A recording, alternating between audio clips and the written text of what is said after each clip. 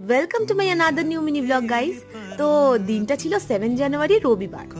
সকাল সকাল বেরিয়ে পড়েছি আমার হাজবেন্ডকে এয়ারপোর্ট থেকে আনবো বলে। ও আসলে 4 মাস পর বাড়িতে ফিরছে। আমাদের জন্য দিনটা কিন্তু খুব আনন্দের। 4 মাস পর ওকে দেখে আমি তো খুবই খুশি, আর আমাদের ছানাটিও খুশি। দেখতেই পাচ্ছেন কি করছে ওকে দেখে। ইভেন আমার হাজবেন্ডও ইকুয়ালি খুবই হ্যাপি। তাই ওরা দুজনে সারাক্ষণই গাড়িতে এরকম করতে করতে ফিরলো, আর মিমি তো ওকে কাজ ছাড়াই করলো না।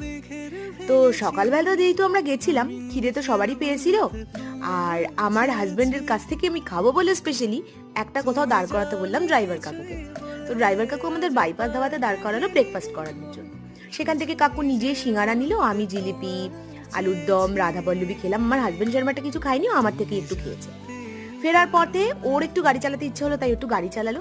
বাড়িতে ও আসবে বলে স্পেশালি মাটন বিরিয়ানি হয়েছিল, সেটা খেয়ে দিয়ে আমরা তো আনন্দ করে করে দিনটা কাটালাম।